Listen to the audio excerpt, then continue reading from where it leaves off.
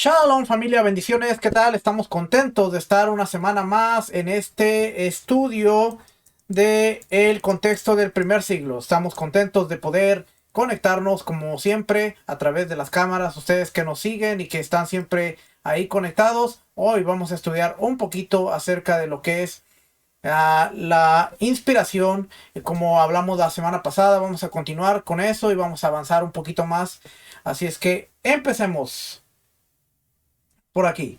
Semanas pasadas nos quedamos en lo que era la inspiración y vamos a seguir leyendo por acá. Dice, parte de la razón por la que la gente considera crucial la cuestión de la inspiración es que consideran que la escritura ocupa un lugar único en la revelación de Dios a los seres humanos, una revelación que afecta sus vidas y destinos. Una vez más, los cristianos tienen diferentes puntos de vista sobre la revelación bíblica que se pueden enumerar en una secuencia correspondiente a la lista anterior de posiciones sobre la inspiración. Y nuevamente vamos a ver que esto tiene que ver con el punto de vista.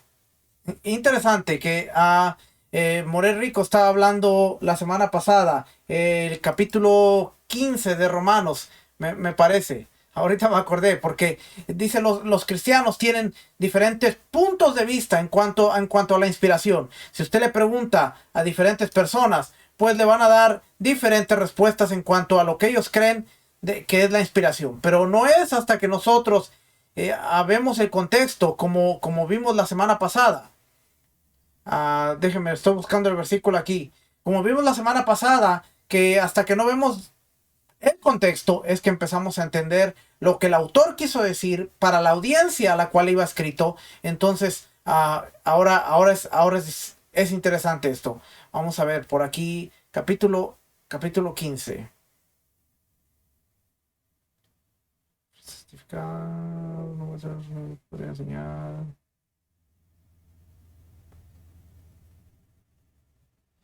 Estoy buscando el versículo que leyó. Ahorita me acordé. Espíritu, poder.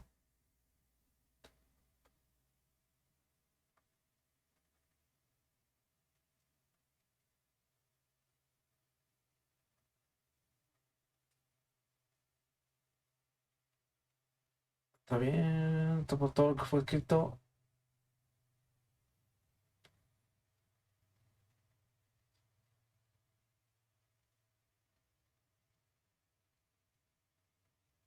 Estoy leyendo, no crea que no crea que lo dejé ahí o se cortó el video. No, estoy leyendo.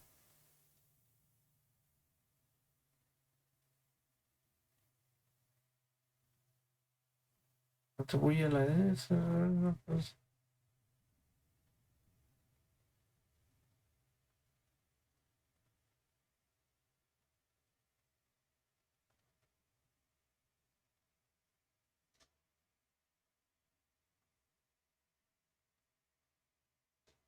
Aquí está, aquí ya lo encontré. Fíjense, capítulo 14, yo estaba leyendo el capítulo 15. Capítulo 14 dice, aceptar al que es débil en la fe, pero no para juzgar sus opiniones. Y luego empieza a decir, uno come de todo, no juzgue, el que juzga al creado, pero dice, en cuanto a sus propias opiniones. Y lamentablemente hoy en día estamos creando caos, estamos peleando, estamos creando conflicto, muchas veces por lo que defendemos que es una opinión, simplemente. Y por eso estamos estudiando. Y así como vemos que la inspiración, los creyentes, los cristianos tienen diferentes puntos de vista, tienen diferentes opiniones en cuanto a lo que es, en lo que fue la inspiración. Pero vamos a seguir leyendo nosotros por acá. Solo quería darle ese pedacito. Así es que vamos a ver. Uno, están los cristianos radicales que niegan la existencia de cualquier revelación procedente de Dios que no sea la ya implícita en la creación, basándose en la metafísica o en su comprensión de Dios. Consideran superstición todas las supuestas comunicaciones de lo alto. En consecuencia, no consideran que las escrituras impliquen una revelación divina, aunque rechazan la inspiración. Dos, están algunos que pueden creer en la revelación divina, no le atribuyen ningún papel en la interpretación, como tampoco permiten que se inmiscuya la inspiración. Las escrituras transmiten ideas condicionadas por el ser humano y es la lógica y no la fe que determina si deben aceptarse o no. ¿Está viendo el contraste aquí? 3. Muchos cristianos más conservadores piensan que la escritura es producto de la revelación, de modo que cada una de sus palabras constituye una comunicación divina de la verdad a los seres humanos. Este enfoque, que identifica la escritura con revelación, tropieza con la objeción de que algunos pasajes de la escritura, como listas de nombres, medidas del templo, de los templos, descripciones poéticas, etcétera, no parecen implicar verdad, o al menos verdad que afecte a un modo de vida o de salvación. A esta objeción se ha respondido de varias maneras, sobre todo en tiempos pasados. Las interpretaciones alegóricas encontraban un significado espiritual oculto bajo la superficie incluso de los pasajes más pedestres. En parte, partiendo del supuesto de que el conocimiento comunicado por Dios debe ser importante, entendamos o no por qué, sin apelar a la alegoría. Esa suposición es bastante extendida incluso hoy en día. 4. Otros cristianos que no encuentran revelación en todos los pasajes bíblicos sostienen que la escritura no es revelación, sino que la contiene. Este último grupo dice, la escritura no es la revelación, pero sí contiene revelación de Dios. Lo que le llevo diciendo yo, no es que toda la palabra es la revelación de Dios, sino el mensaje que Dios le dio a los autores es la revelación. Entonces, cuando ellos escriben, el mensaje no es la revelación, pero sí contiene la revelación que Dios le dio.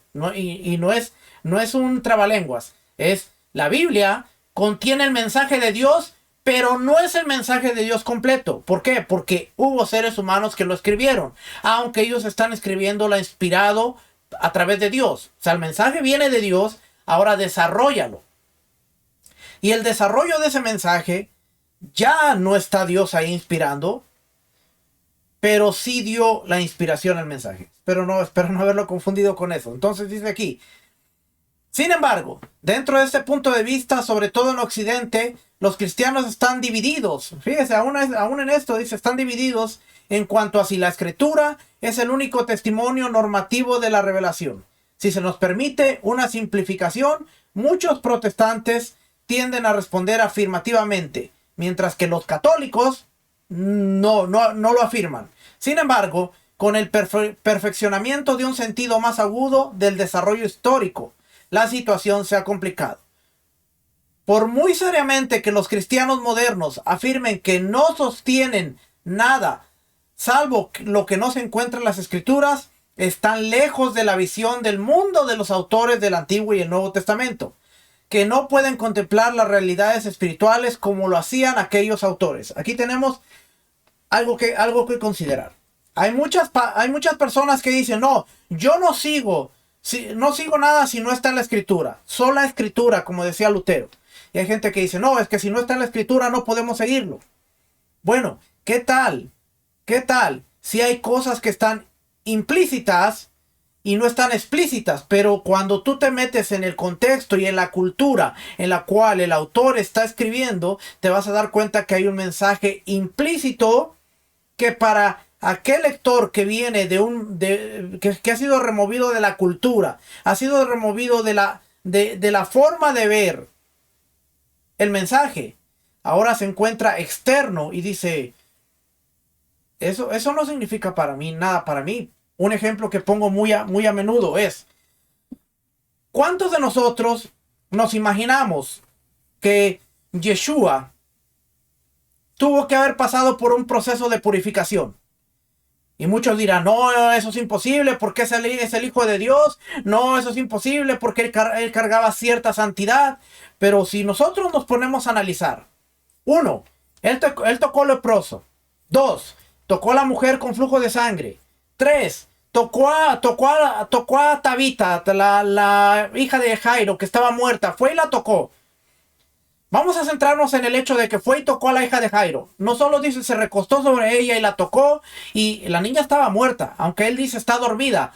Dormir en el sentido de la audiencia, cuando él dice ella está durmiendo. El judío normal de la época de Yeshua, dormir era sinónimo de está muerta. Está durmiendo, está esperando la resurrección. Para ellos el dormir está durmiendo, ¿ok? Ok, estaba muerta. Yeshua la toca. ¿Usted cree? Póngase a pensar, ¿usted cree? El templo tiene leyes de pureza. Y lo encontramos en Levíticos. Si tú tocas un muerto, tienes que ser rociado con cenizas de la vaca roja al tercer día, y al séptimo día tienes que sumergirte en agua y eres puro al séptimo día, y entonces puedes venir al lugar santo, al templo. ¿Usted cree que Yeshua, con los fariseos detrás de él, respirándole en la nuca, como decimos, los fariseos cuidando todo lo que él hacía, ¿usted cree que Yeshua hubiera entrado al templo sin haber pasado por el rito de purificación? Claro que no. Yeshua tuvo que haber pasado por el rito de la purificación, tuvo que haber sido rociado con cenizas de la vaca roja, tuvo que haber hecho tevilá, inmersión. Y usted dirá, pero eso no está en la Biblia. Porque no va a estar, porque el autor está claro que si él tocó un muerto, la audiencia sabe que hay un rito de purificación que él tenía que haber llevado. Y no está en la Biblia, porque la audiencia para la cual fueron llevados los evangelios está implícito que ellos conocían que, ok, él tocó el muerto, ahora va y hace el ritual, se purifica y puede entrar al templo. ¿Por qué después de la resurrección, después de cuando trae a vida a Tabita, unos capítulos adelante lo encontramos en el templo, pero no se nos explica, no se nos dice, y él tuvo que pasar el rito, y a él lo esparcieron con cenizas de la vaca roja mezcladas con agua? No encontramos. Entonces usted dirá, ¿no está en la Biblia? Pues no va a estar en la Biblia, porque es parte de la cultura, parte de cómo se movían ellos como ciudadanos del reino para poder entrar al templo. Pero eso nos perdemos. ¿Por qué? Porque muchas veces creemos que algunos ritos son farisaicos. No, eso es rabínico. Eso es rabínico. Por eso nosotros no lo seguimos. Bueno, Yeshua el judío seguía muchas cosas que hoy tú y yo llamamos rabínicas. Y para él no había problemas. Porque era parte de su cultura. Acuérdate, Yeshua nació, vivió, murió, fue sepultado como judío, y cuando él regrese, él va a regresar como un judío, porque él es de la tribu de Judá. Ok, ya le dice eso. Dice aquí, implícitamente influyen las interpretaciones que se desarrollaron al enfrentarse a problemas posteriores. Así, muchos protestantes reconocen una reformulación de la revelación bíblica a lo largo de los siglos. Sin embargo, en su mayoría no aceptan como revelada o normativa ninguna afirmación que no esté hasta cierto punto explícita en las escrituras. Y ese es el problema que hoy se tiene con el sistema tradicional, que hasta que no esté explícito en la escritura,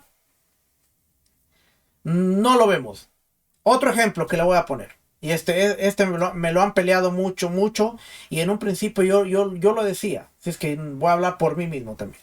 En un principio yo decía, pero es que no hay nada en el Nuevo Testamento, no hay nada en los escritos del primer siglo que hable acerca de la observancia del Shabbat. No hay nada. Bueno, explícitamente no vamos a encontrar nada. Implícitamente vamos a ver que Lucas capítulo 4 dice, llegó Yeshua y entró a la sinagoga como de costumbre.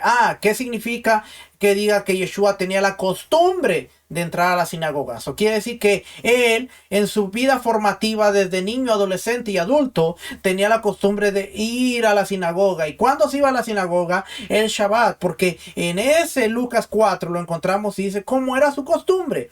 Encontramos a Pedro, encontramos a Pablo, encontramos a los discípulos que se estaban reuniendo en el día de reposo, en Shabbat. Entonces era algo cultural que los escritores del primer siglo no se van a enfocar en explicar algo que es de dominio propio, que es de dominio común, que todo el mundo sabe que en el primer siglo se observaba el Shabbat.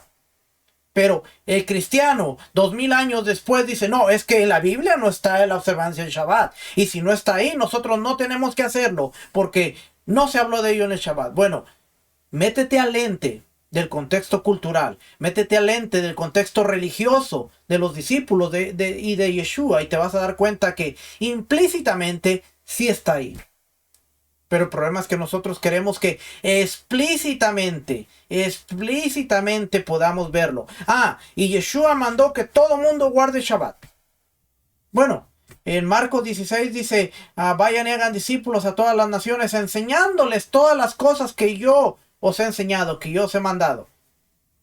Tenemos que ponernos a preguntar, ¿qué fueron las cosas que le mandó Yeshua a sus discípulos? Y vamos a ver que en esas cosas, Él les enseñó a estar yendo en Shabbat a la sinagoga.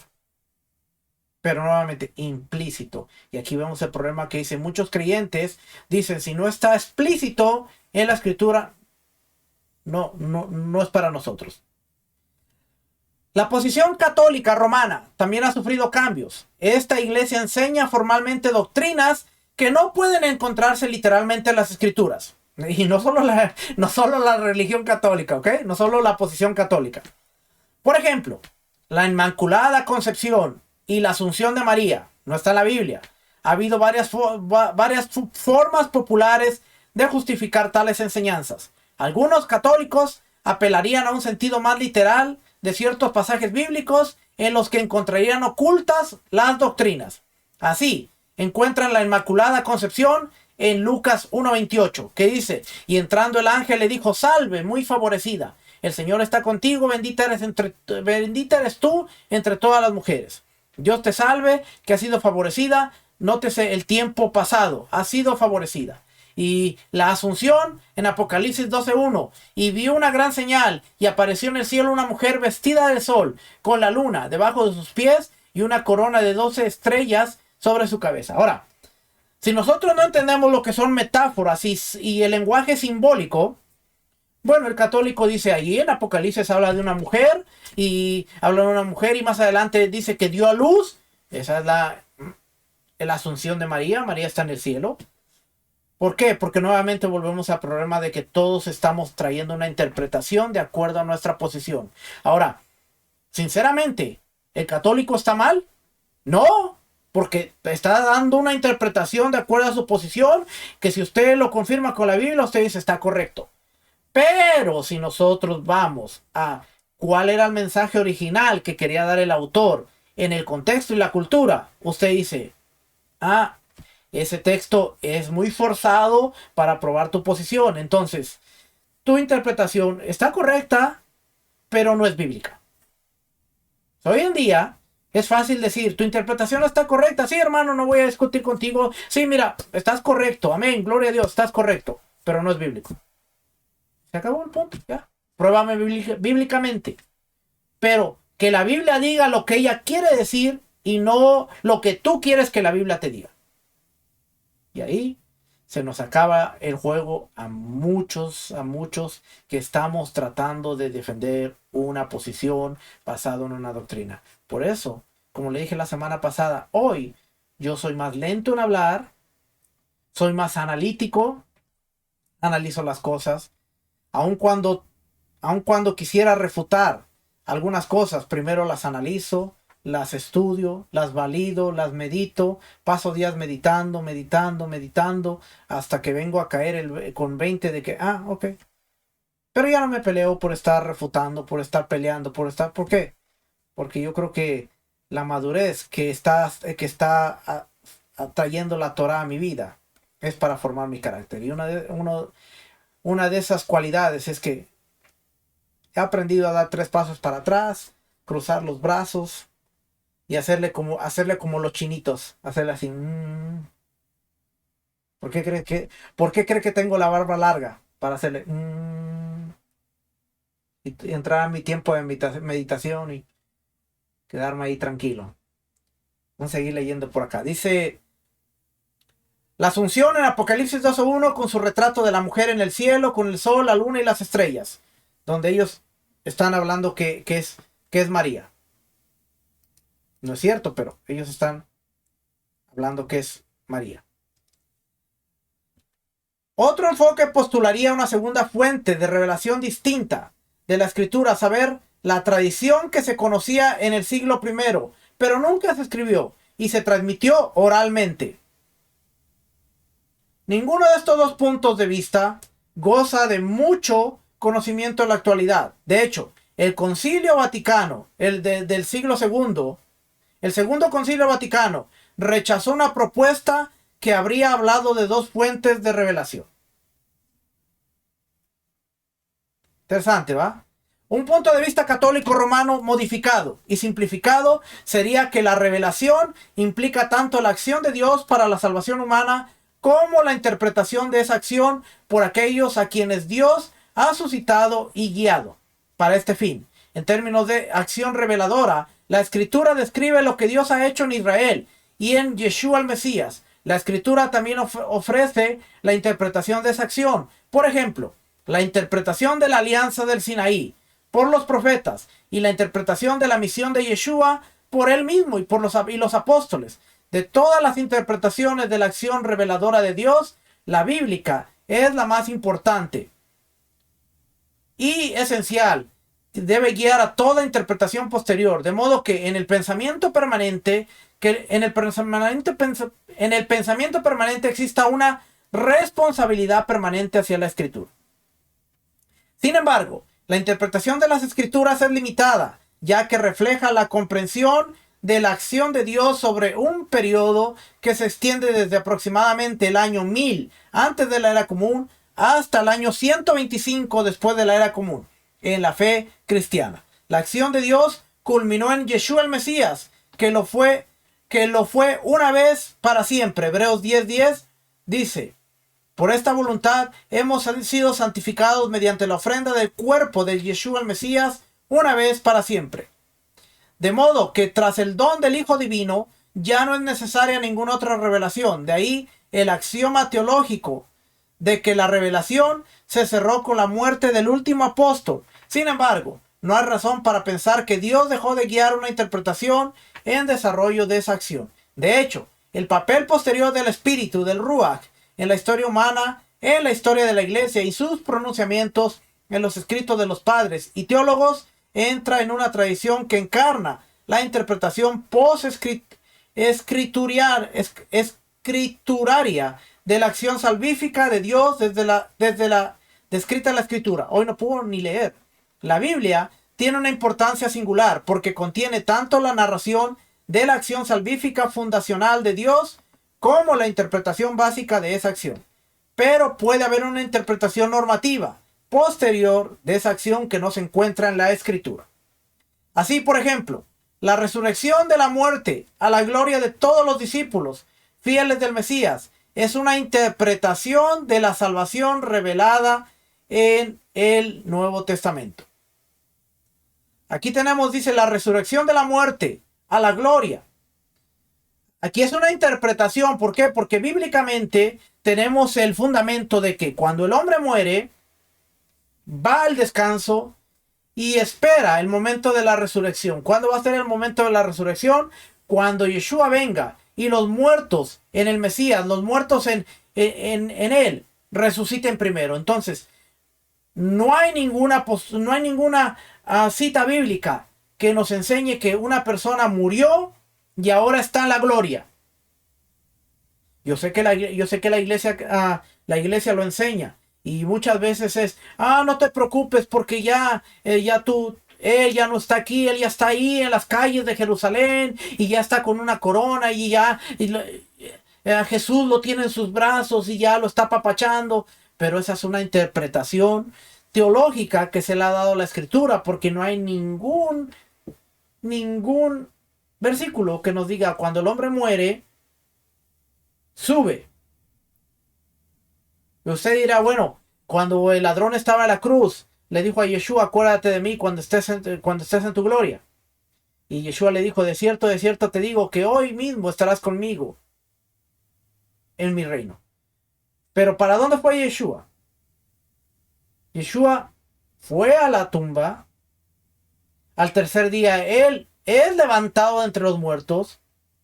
Se le acerca a María cuando lo encuentra en el sepulcro y le dice, no me toques porque no he subido al Padre. Y entonces, ¿Dónde quedó él? Hoy estarás conmigo en el paraíso. Si él no subió, dice, yo no he subido al Padre. Y ya habían pasado 3 días. Entonces, ¿qué pasó? Porque Yeshua le dijo, hoy estarás conmigo en el paraíso. Y 3 días después lo encontramos que le dice a María Magdalena, no me toques porque no he subido al Padre. Entonces, ¿dónde estaba Yeshua? ¿Y a dónde te llevaste a este hombre? Porque tú le dijiste, estarás conmigo en el paraíso. Este tipo de preguntas son las que tenemos que hacernos la próxima vez que tratemos de decir, no, ya está, tu abuelita, tu tío, tu esposo, ya está con Dios en su gloria. Es una interpretación. Y eso es lo que tratamos de evitar cuando nosotros estamos estudiando. Tratamos de evitar recurrir o caer en este tipo de errores. ¿Que los hemos cometido? Sí, los hemos cometido y mucho. Porque lamentablemente a veces por falta del estudio, por falta del entendimiento, no podemos trazar bien las escrituras y nos dejamos llevar por una interpretación. Yo lo hice. Yo cuántas veces no consolé y le dije, ya está mejor, ya está en la gloria del Señor. Yo lo hice. Si es que yo no estoy juzgando a alguien más, simplemente estoy trayendo mi ejemplo mismo para decir, cometemos errores. Yo lo hice. Entonces, dice, todos los discípulos fieles del Mesías es una interpretación de la salvación revelada en el Nuevo Testamento. Y aunque no se encuentra en las Escrituras, la doctrina de la Asunción de María puede ser vista por los católicos romanos como una aplicación particular de esa interpretación. Una interpretación que se desarrolla a partir de una tendencia tardía del Nuevo Testamento, visible en Lucas y Juan, de ver a María como una discípula privilegiada. Ellos la ven como una discípula privilegiada, pero ellos no hablan acerca de que iba a resucitar, iba a estar allá en la gloria de Dios, porque solamente Yeshua murió y subió al cielo. Nadie ha resucitado para subir al cielo. Seguimos. Además de las teorías de la revelación descrita a grandes rasgos como protestantes y católicas, se han propuesto otras, pero todas tienen dificultades. Las expuestas anteriormente son suficientes para que los lectores de esta introducción puedan reflexionar sobre su propia postura. Es posible que algunos profesores de cursos del Nuevo Testamento se sorprendan al encontrar estas páginas, ya que en sus propios cursos no considerarían apropiado plantear la cuestión por temor a que se desvirtúe un enfoque objetivo o científico de la escritura. Sin embargo, sería sorprendente que muchos de sus alumnos no tuvieran presuposiciones, a menudo muy simples, sobre la relación de la revelación con la escritura y preguntas que surgen de presuposiciones. Este es nuestro problema. Y aún en Raíces Hebreas seguimos teniendo presuposiciones. Además, ya sea consciente o inconscientemente, el punto de vista sobre la revelación afecta inevitablemente el acercamiento a la escritura, y no menos al acercamiento de quienes se declaran agnósticos sobre el tema. ¿Cuál es el problema? El problema es que hoy en día, en el 2024, mucha gente dice, es que Dios me reveló en este pasaje lo que quiere decir en este pasaje. Familia, Primera de Pedro dice que la profecía es pública y Dios no te va a revelar algo privado a ti. Así es que si hay una persona que dice, no, es que Dios me lo reveló y nadie más tiene la revelación que yo tengo, bíblicamente no hay ninguna revelación que sea privada.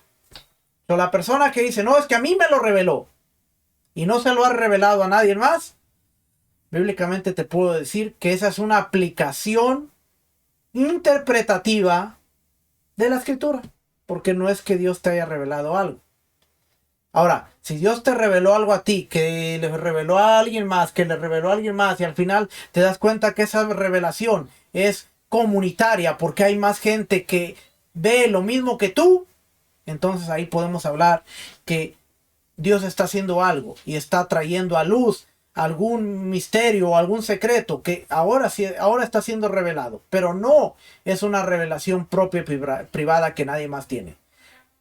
Entender la escritura no es exclusividad, no es de que solo yo lo entiendo y si tú quieres entenderlo tienes que venir a mí. No, nosotros ayudamos a la gente para que lo que yo entiendo tú lo puedas entender. Te doy los recursos, te doy la información, te doy todo para que lo que yo veo hoy, tal vez tú no lo puedas ver mañana, al instante, no lo puedas ver en una semana, en un mes, no lo puedas ver en medio año, pero eventualmente, si tú sigues concentrado, va a llegar el punto en que vas a decir, ahora entiendo lo que me querías decir. Ok, cerrando con el punto de la revelación de la escritura. Vamos a entrar a lo que es el sentido literal.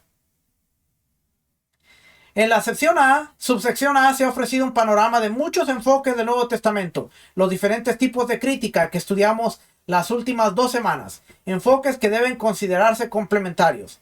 Permítame ahora volver a uno de esos enfoques que dio origen a los estudios bíblicos modernos y que sigue siendo fundamental, aunque controvertido: la crítica histórica. En parte, la controversia se debe a la falta de acuerdo sobre lo que implica. Para muchos, la crítica histórica ha tenido casi un aura de ciencia pura al estudiar las fuentes a partir de las cuales se compuso un libro bíblico, su valor histórico, las circunstancias de composición, el autor y el contenido del objetivo. ¿Cuántos de nosotros nos hemos puesto a estudiar todo este tipo de cosas? Las fuentes a partir de las cuales se compuso el libro, la carta. ¿Cuál es su valor histórico? Mucha gente dice, no, es que Gálatas dice esto. No, es que Gálatas habla en contra de que ya no debemos guardar la ley. No, tú quieres entender que la ley es maldición porque Gálatas 3 lo dice. El que sigue, maldito es el que confía. Ya no sé ni cómo dice el versículo. Bueno, tenemos que ver cuál es el valor histórico de la carta de Gálatas en el momento en que fue escrita. Las circunstancias de la composición. Gálatas no es el cumplimiento de la ley, sino la imposición de la circuncisión para salvación. La justificación. El tema principal de Gálatas es la justificación. ¿Cómo el hombre puede ser justificado con Dios? No la salvación. Había gente que vino de Jerusalén. Por cierto, es la única vez en la que se menciona la palabra judaizante. Es increíble que en la Biblia solo se menciona una vez. Y el cristiano lo ha tomado como una teoría, como una doctrina bíblica. No, los judaizantes. Pablo hablaba en contra de los judaizantes. Hay un solo versículo, se menciona una sola vez la palabra judaizante y no está en el contexto en el que ahora se ha tomado. ¿Cuál es el contexto de la palabra judaizante? Judaizante era los que venían de Judea y le decían a las personas que aceptaban a Yeshua. Y que Pablo les decía, ya eres parte del reino. Ahora tienes que vivir como una persona del convenio. Ellos venían y decían, no. Si ellos no se circuncidan conforme a la ley de Moisés y guardan toda la Torá, no pueden ser salvos. Y Pablo decía, no es por obras. La salvación no es por obras, sino es un regalo de Dios. No es por obras para que nadie se gloríe, es un regalo de Dios. La humanidad puede ser salva a través del único mediador, a través de Yeshua. Si tú confiesas que Yeshua es tu Señor, que Dios le levantó de los muertos, vas a ser salvo. Ahora, una vez que tú aceptaste la salvación, tienes que vivir como una persona que merece la salvación. Y ahí la observancia de la Torá ya es otra cosa distinta, pero Gálatas tiene que ver con la justificación. Esto yo lo entendí cuando el pastor de la iglesia, y esto ya lo hablé algunas veces, cuando el pastor de la iglesia dijo, mira, te miro un poco confundido, Carlos. Y yo me quedé así como que, ok, ahora estoy menos confundido que nunca, pero ok. Te recomiendo que leas el libro de Gálatas. Y yo dije, ok. Yo me metí a estudiar Gálatas con un par de meses. Y yo estaba estudiando. Hasta que caí en 20 que justificación y dije, hoy estoy más seguro de lo que estoy estudiando que nunca. Gracias, pastor, por darme ese consejo. No sabe. Necesitaba un empujoncito así como para decir, No estoy confundido. Estoy 100% seguro de lo que creo ahora. Me mandaron a estudiar Gálatas y yo estudié Gálatas y entendí que el punto de Gálatas no era la salvación ni la observancia de la Torá, sino era la justificación. Vamos a regresar. Entonces, nuevamente, las fuentes a partir de las cuales se compuso el libro o la carta, su valor histórico, las circunstancias de la composición, el autor y el contenido objetivo. ¿Cuál era el objetivo de la carta de Gálatas? Sin embargo, con la investigación histórica se combinaba a menudo como la investigación histórica se combinaba a menudo con una antipatía hacia la teología, los resultados han parecido estériles a los lectores que buscan un significado espiritual aplicable a sus vidas. Y este es el otro gran problema, porque siempre estamos diciendo, ¿cómo aplica espiritualmente para mí? Es que ustedes, no, es que Carlos habla y habla y habla y yo lo escucho hablar 2 horas, pero ¿cómo aplica ese mensaje a mi vida? Bueno, si nosotros entendemos el concepto de la enseñanza, vamos a ver que hay una aplicación sumamente, y no solamente una aplicación, hay una infinidad de aplicaciones que yo puedo traer a mi vida, porque ahora entiendo el mensaje de la manera correcta. Y no te voy a dar un mensaje, no te voy a vender un mensaje emocional que muchas veces no está ni basado en la escritura, sino en las emociones. ¿Qué tú quieres oír? ¿Qué tú quieres escuchar? Tú eres un campeón, amén. Tú eres un campeón porque David mató al gigante. Y cuando David mató al gigante, él era un campeón, era un vencedor. Y así tú tienes gigantes enfrente de ti, cosas que no tienen ni sentido. Pero la gente, amén, amén. Y lloran, y yo me siento como un gigante. Y ahora yo me como... Y lloran y lloran y amén, amén, amén. Salen del edificio, salen de la iglesia. Caminan 5 minutos o 2, 3 minutos al carro, manejan 5 minutos y después de ese transcurso de 5, 7, 8 minutos, pregúntales, ¿de qué se trató el mensaje? Y te van a decir, de la Biblia. Sí, pero ¿de qué habló? ¿Qué pasajes trataron? De la Biblia, de que soy campeón, que soy vencedor. ¿Por qué? Porque yo estuve ahí. ¡Amén! La algarabía. ¿De qué se trató el mensaje? No me acuerdo. Y no se diga que llegaba un día después, el lunes. Porque olvídate, si no te acordabas 8 minutos después, para el lunes. ¿Eso fue? Yo lo miraba mucho en los famosos encuentros. Ay, los encuentros. Llenos de gloria y la gente lloraba, brincaba y él estaba, era como estar en las nubes ahí, ay, las nubes. Y yo me acuerdo que yo siempre era el aguafiestas del grupo. Porque en el último día yo siempre le decía a los grupos que íbamos, y yo creo que por eso no les gustaba tanto, yo siempre les decía, familia, hemos estado 3 días aquí, viernes, sábado y domingo, o jueves, viernes y sábado, y regresamos domingo.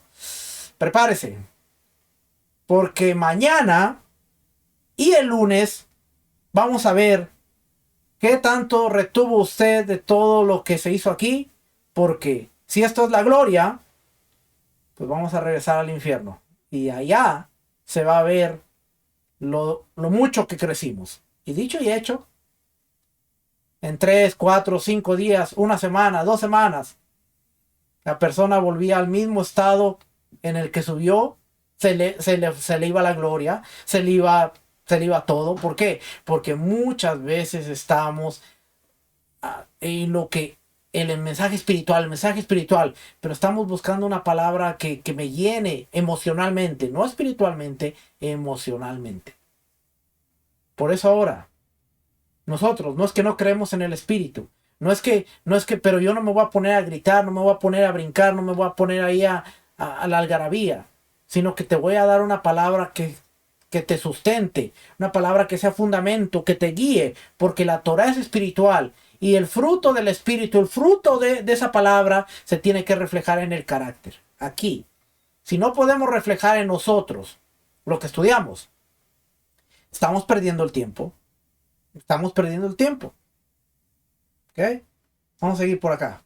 Que si no, No terminó. De hecho, este enfoque crítico no parece explicar el Nuevo Testamento como literatura religiosa de vital importancia. El declive y la caída de la crítica histórica se ha anunciado varias veces, pero ¿cómo descubrió Mark Twain al leer su propia necrología? El funeral fue un poco prematuro. En 1995, por ejemplo, se fundó una nueva publicación periódica, The Journal of Higher... ¿cómo se dice esto? La jornada, los escritos del alto criticismo, que llevaban en su portada una foto de F.C. Baur, el exponente radical de la crítica histórica hace 150 años. En gran medida, la pertinaz supervivencia de la crítica histórica se ha debido a su preocupación por algo muy fundamental para todas las demás formas de interpretación.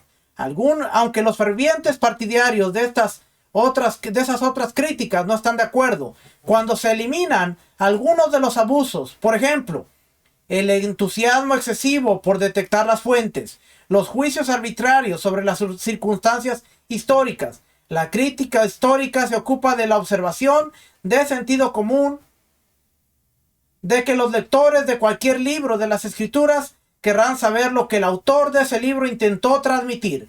Para resaltar este punto de la crítica histórica y evitar parte de su legado, de su bagaje, algunos escritores, entre los que me cuento, optan por hablar de la necesidad esencial de determinar el sentido literal de los pasajes bíblicos.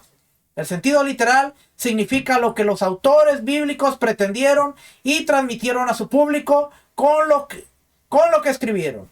Este sentido no agota el significado de la escritura, pero tiene una relación fundamental con los significados obtenidos por otras formas de crítica. Que el sentido literal puede no ser fácil de determinar, se hace evidente cuando reflexionamos uno a uno sobre los componentes individuales de esa descripción. Ejemplo. Aquí le voy a dar un ejemplo. ¿Cuántos hemos leído el Apocalipsis? Y la bestia y los cuernos y se levanta otro cuerno y se tumba el cuerno y ¿cuántos hemos leído? Y yo me acuerdo que en el instituto bíblico, sí, yo cursé en un instituto bíblico, yo tuve varias clases que tenían que ver con la escatología, el libro de Daniel y el libro de Apocalipsis. Y Dios mío, uno salía de esas clases asustado porque la bestia y los cuernos y... Cuando vamos al sentido literal, nos damos cuenta de que, y hay varios libros acerca de esto, de lo que le voy a decir, no me lo estoy inventando, yo lo he leído. Nos damos cuenta de que Juan está escribiendo una carta que pasara desapercibida porque los romanos checaban todo lo que escribían. Él está en la isla de Patmos, él está escribiendo una carta, y como va a mandar la carta a sus discípulos, la carta tiene que pasar por los soldados que lo están cuidando, por el ejército o los generales, y van a leerla. Entonces, en el Apocalipsis, en la carta de Revelaciones, está un mensaje que va a ser transmitido a las iglesias, a las 7 iglesias de Asia, y está de alguna manera decodificado. Y la bestia tiene que ver con el imperio romano, tiene que ver con el emperador, tiene que ver con el culto imperial, tiene que ver con los problemas que estaban aquejando el siglo primero. Así que cuando el romano leyera, pues no iba a entender así como tú y yo que no entendemos. Cuando el judío leyera, iba a decir, ok, estos son simbolismos y los entendemos. Por eso habla de la serpiente antigua, por eso habla del dragón, por eso habla de la mujer que representa a Israel, que da luz, y hay muchas figuras, habla del cordero. Pero Dios mío, cuando no tenemos ese entendimiento, y se lo digo sinceramente, cuando no tenemos ese entendimiento, yo tengo todavía por allá afuera, no están aquí, están allá afuera. Tengo un libro de Daniel, varios libros de Apocalipsis y varios libros de escatología. Ahora la he cambiado. Ahora he cambiado por la escatología judía. Y yo digo, Dios mío, estaba tan lejos de la realidad. Pero muchos pastores hoy sigan predicando eso. No, y que la bestia, y que el dragón, y que el anticristo, y que el 666 es la marca de la bestia. Y que no, algunos se atrevieron a decir que la vacuna que tenía un chip y que esa era la marca de la bestia. ¿Lo será? No sé, la verdad yo no sé. Pero yo no quiero decir algo solamente porque yo pienso que es así y voy a seguir. Porque, porque por lo que escribieron los autores bíblicos, los libros del Nuevo Testamento se escribieron hace unos 1900 años en griego. Oiga, estamos leyendo libros que fueron escritos hace más de 1900 años. ¿Cómo vamos a entender nosotros si son 1900 años que han sido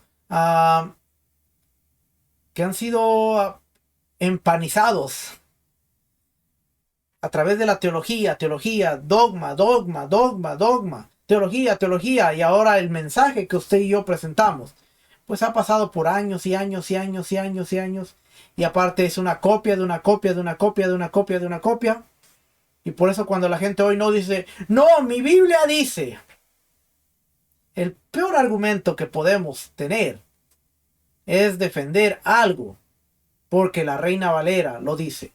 O porque la versión que usted quiera. Porque ya dije, todas las versiones tienen problemas. Todas. Entonces usted dirá, entonces, ¿cuál puedo yo leer y cuál es la más segura? Todas.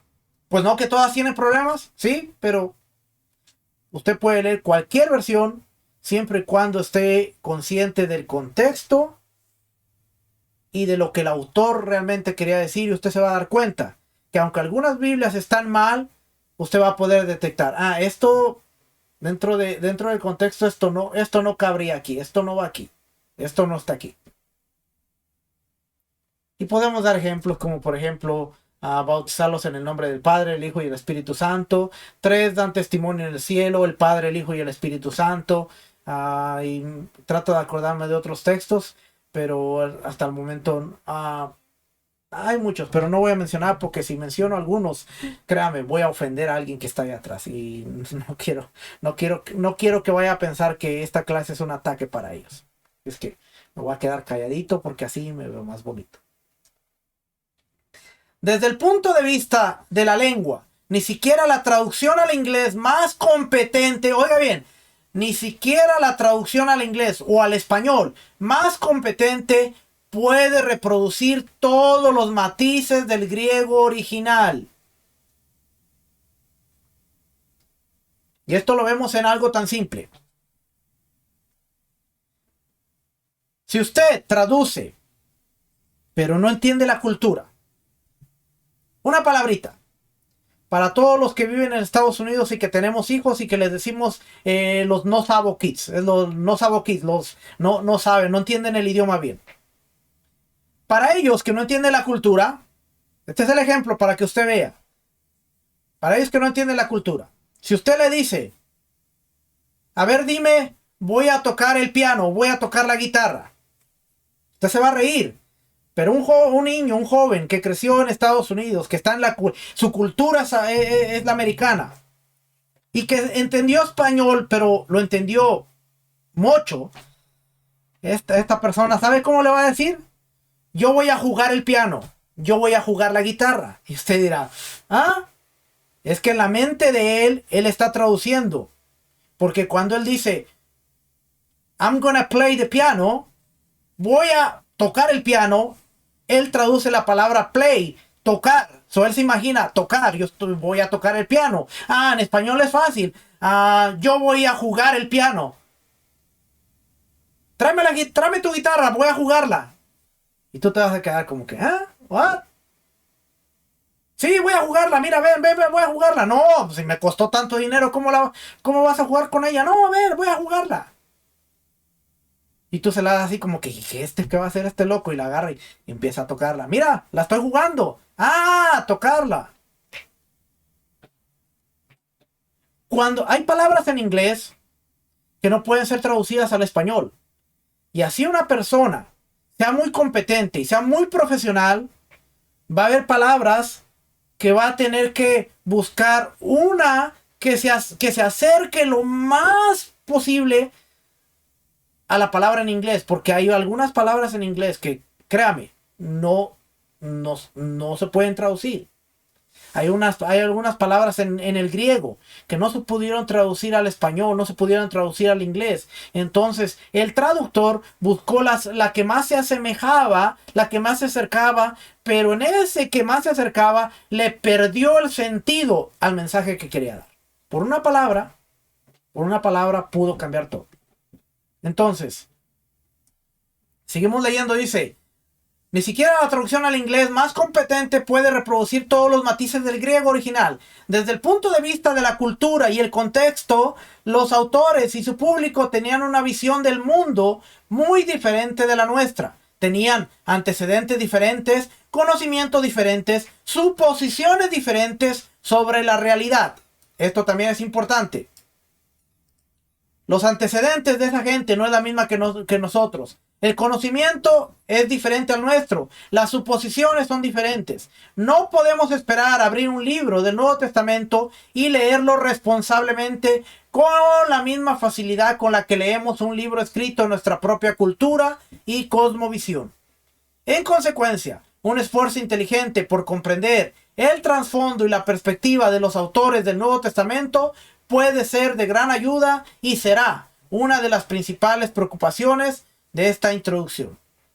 Puesto que escribieron en épocas y lugares diferentes, no todos los autores tenían necesariamente el mismo trasfondo o punto de vista. Permítame dar algunos ejemplos de posibles diferencias que afectan el significado.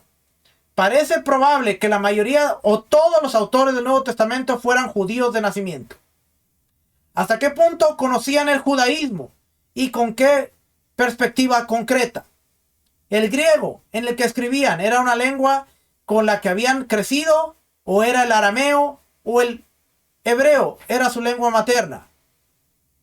De modo que ellos o un sectario traducían mentalmente al griego. Los autores conocían las escrituras judías, pero ¿en qué idioma? Las escrituras en hebreo difieren considerablemente a veces de la Septuaginta y de los Targums o las traducciones al arameo, la mayoría de los cuales se hicieron posteriormente a la Septuaginta. Hay indicios de que Mateo, Juan, Pablo podían conocer el arameo o el hebreo, mientras que Marcos y Lucas podían conocer solo el griego, pero estamos lejos de saberlo con certeza. Los evangelios y los hechos sitúan escenas en Jerusalén, Judea, Galilea, Antioquía y otras partes del mundo antiguo. ¿Cuántos de los autores habían estado alguna vez en los lugares que mencionan? Los que sí lo habían hecho, posiblemente escribieron con conocimiento de causa. Los que no, presumiblemente escribieron con imaginación o basándose en lo que habían oído. Esto nos deja pensar mucho de nosotros que decimos, no, pero es que mi Nuevo Testamento dice. Porque realmente, familia, realmente, y no me voy a cansar de decirlo, no sabemos nada. La gente dice, no, es que ustedes no leen el Nuevo Testamento. ¿Para qué voy a leer algo que no lo entiendo? Me voy a dar el tiempo de conocer todo el trasfondo, y para conocer todo el trasfondo tengo que entender cómo pensaba una mente hebrea, cómo pensaba una mente llena de Torá. Me concentro en la Torá, y cuando llegue a esta parte, así como lo estamos haciendo nosotros, ahora vamos a entender que la mente de Pedro, cuando dice, cuando se le apareció el lienzo y que Dios le dijo, mata y come. Pedro dice, no, Señor, tú has dicho que ninguna cosa impura se puede comer. Levítico 15, le está citando Levítico 11. Nuevamente bajó el lienzo y le dijo, Pedro, mata y come.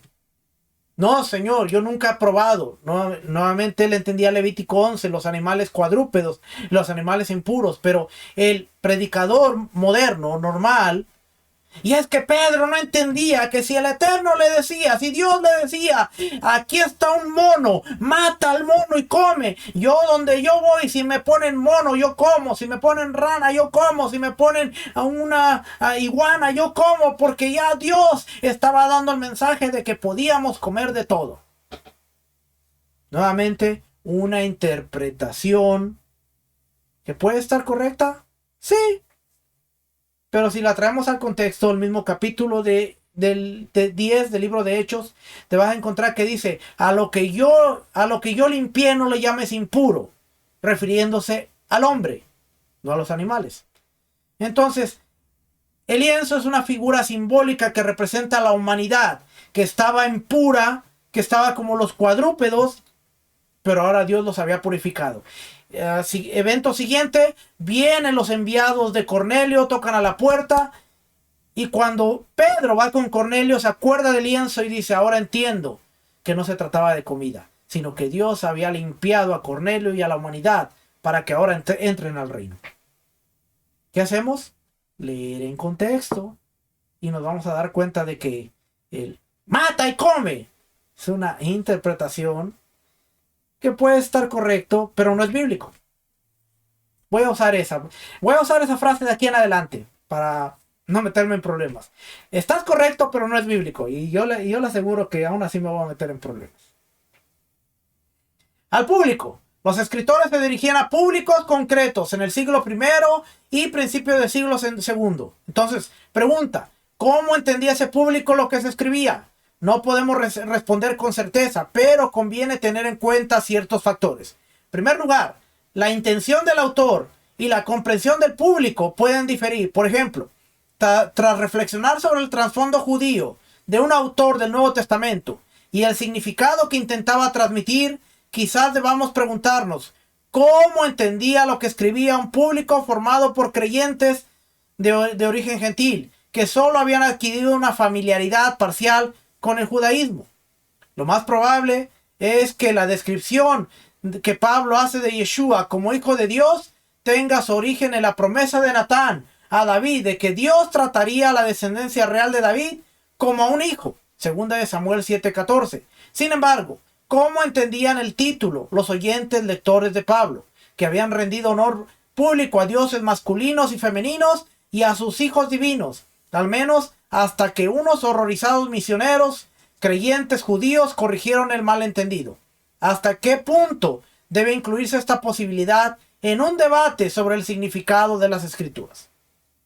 Segundo lugar, aunque el contenido de un libro del Nuevo Testamento entra en la reconstrucción tanto del autor como de los destinatarios, tenemos un conocimiento limitado sobre la identidad de la audiencia a la que se dirigía, con la excepción de las comunidades nombradas en algunas cartas paulinas. Por ejemplo, en Marcos 7:3, ¿por qué los fariseos y todos los judíos no comen, a menos que se laven las manos cuidadosamente, observando así la tradición de los ancianos? El evangelista explica que los fariseos, y de hecho todos los judíos, se lavan las manos y se purifican como parte de un proceso ritual previo a comer y beber. De ello, cabe deducir que el autor era judío o conocía las costumbres judías, mientras que el público sabía poco de ellas. Esta conjetura puede ser útil para juzgar el significado de un pasaje de Marcos difícil, como Marcos 15:38, en el que se habla del velo rascado del santuario del templo. Paralelo Mateo 27:51 y Lucas 23:45. Con esta voy a cerrar aquí, porque aquí con esta... ¿Cuántas veces ha escuchado y el velo del templo se rasgó y ahora tenemos entrada al lugar tan santísimo? De hecho, hay una canción famosa, no voy a mencionar al autor, pero dice, yo entro al lugar más santo a través del Cordero de Dios. Y la canción dice que ahora tenemos entrada al lugar santísimo, porque el velo se rasgó. ¿Cuántas predicaciones no se han hecho de que el velo se rasgó y ahora tenemos acceso al lugar santísimo? Aquí le va la bomba. Había varios velos del templo con diferentes funciones y decoraciones que son descritos por el historiador judío Josefo. Los eruditos han desarrollado diferentes interpretaciones de la escena, dependiendo de qué velo creen que se rasgó y del significado de ese velo. Pero, ¿sabían los evangelistas, uno o todos, que había diferentes velos del santuario? ¿Había visto alguno de ellos el edificio del templo o el velo decorado? Si uno de ellos lo había visto y los demás no, es posible que los evangelistas entendieran de forma diferente la rasgadura del velo. Más aún, hay alguna posibilidad de que el público de Marcos hubiera entendido una referencia recóndita a un velo específico del templo de Jerusalén, cuando no tenían un conocimiento elemental del judaísmo. y el público de Mateo y Lucas, en el plano del sentido literal, se puede hablar con propiedad de un significado de un pasaje, cuando hay pocas posibilidades de que el público original al que iba dirigido lo hubiera entendido.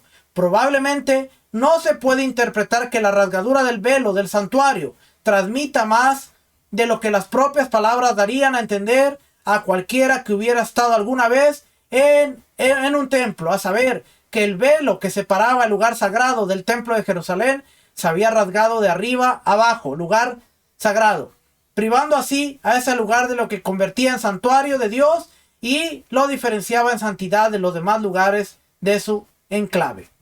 Ahora, los que entendemos, vamos a saber que había un velo que se separaba al lugar santo del lugar santísimo, donde estaba el arca detrás. Y había otro velo que estaba a la puerta del lugar santo.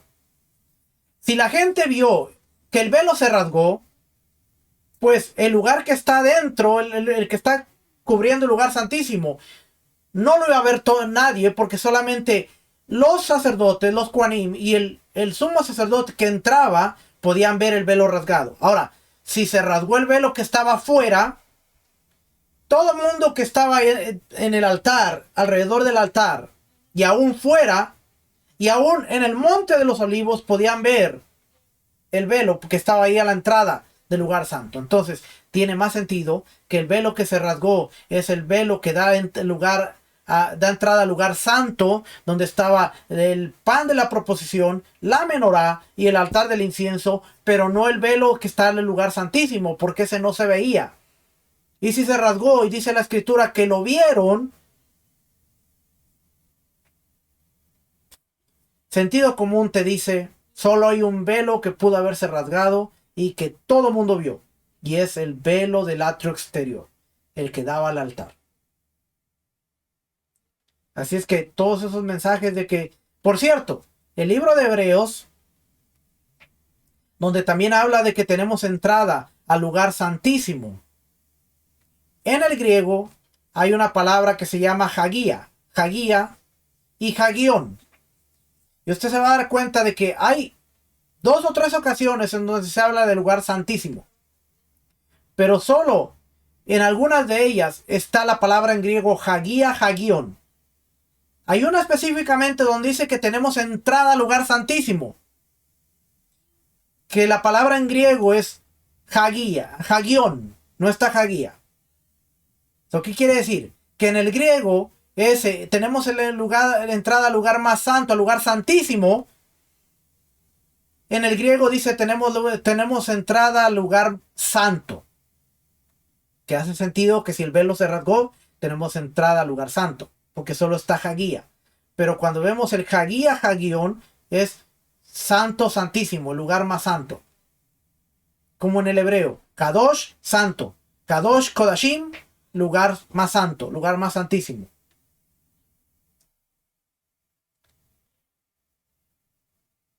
¿Cuánto tiene este? No, todavía falta. Tercero y cuarto lugar. Ahí vamos a parar. Es que, familia, espero que con todo lo que leímos hoy no se espante. Regrese la próxima semana, porque nuestro enfoque es hacerle saber y que caigamos en cuenta juntos lo mucho que no sabemos, lo mucho que desconocemos y el esfuerzo que tendríamos que hacer para seguir aprendiendo, seguir creciendo. Yo sé que muchos de ustedes no tienen el tiempo ni tienen muchos de los recursos para leer, estudiar, pero al menos de la oportunidad de escucharme una vez que yo he estudiado todo esto y que he pasado horas y horas y horas. Denme la oportunidad de poderle enseñar un poquito de lo que yo he aprendido y de lo que yo sigo aprendiendo, y no se quede con ello, sino que valídelo, medítelo y piense si tiene sentido o no tiene sentido, porque hasta el día de hoy hemos aprendido que todo tiene que ver con una revelación. Es que Dios me reveló, es que Dios me reveló, es que Dios me reveló. Pero si esa revelación no podemos decir, mira, estás mal. Acuérdese, tu revelación está muy buena, bien, pero no es bíblica. ¿Y cómo podemos probar que no es bíblica? Entendiendo el contexto. Y ese es el objetivo de estas clases. Podamos aprender, podamos seguir madurando, podamos seguir creciendo, porque créame, yo cuando escucho hoy en día ya no escucho prédicas de cristianas, casi no. Pero cuando me llego a topar con alguna prédica y la escucho, yo digo, Dios mío, no juzgo a la persona, sino que ahora yo digo, Dios mío, yo antes estaba en unos zapatos igual. Si esa persona supiera cuánto desconocimiento tiene de la escritura.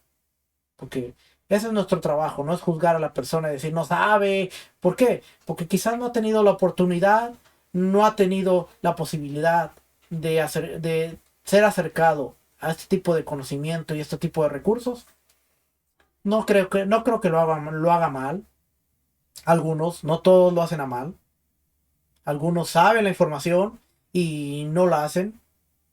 Voluntariamente están negándose a enseñar lo correcto. Y ahí sí yo no me meto. Si ya voluntariamente tú te estás negando a presentar la verdad, si voluntariamente tú dices, es que yo sé que esto no es así, pero lo enseño, no puedo hacer nada. La vez pasada alguien estaba diciendo, y fíjense cómo es. Y aunque no hay ningún pasaje en todo el Nuevo Testamento que habla acerca de reunirse en domingo, nosotros interpretamos y deducimos por algunos pasajes de la Escritura que tenemos que reunirnos el domingo. Peleas que no hay ningún pasaje que hable del sábado, cuando explícitamente encuentras un montón de información que está ahí, implícitamente.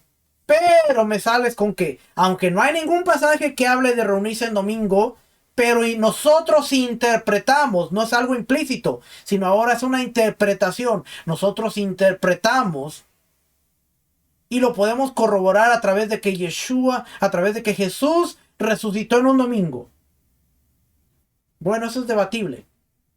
Porque si tú te pones a ver que dice el primer día de la semana, las mujeres bajaron al sepulcro y lo encontraron vacío, no quiere decir que el primer día de la semana empieza el sábado a las 6, 7 de la tarde, y si Yeshua resucitó, se levantó entre los muertos el primer día de la semana, no fue a las 6 de la mañana como muchos acostumbran a hacer su servicio de resurrección a las 5 o 6 de la mañana, no, porque a las 6 de la mañana él se manifestó que ya había resucitado 6 horas antes. Lo siento, te lo tenía que decir. Así es que cuando leemos que el primer día de la semana se reunían para comer, para compartir el pan, bueno, mucha gente tiene la costumbre, aún hoy en día, termina el Shabbat, haces Havdalah, cierras el Shabbat y te quedas todavía compartiendo y ya estás en el primer día de la semana. Pero eso volvemos la próxima semana. Que el Eterno les bendiga, el Eterno les guarde. Familia, ayúdenos a compartir este tipo de enseñanzas. Déjanos tu like. Y si tú llegaste hasta esta parte del video y me dejaste un dedito abajo, te lo agradezco mucho también. Así es que es bien agradecido, es bienvenido. No tienes que estar de acuerdo conmigo. No te voy a pedir que estés de acuerdo conmigo. Pero sí te voy a pedir que por lo menos, consideres la información. ¿Okay? No tienes que estar de acuerdo, pero considérala. Y medítala. Que el Eterno les bendiga, el Eterno les guarde. Nos vemos la próxima semana. Shalom. Bendiciones. Shalom.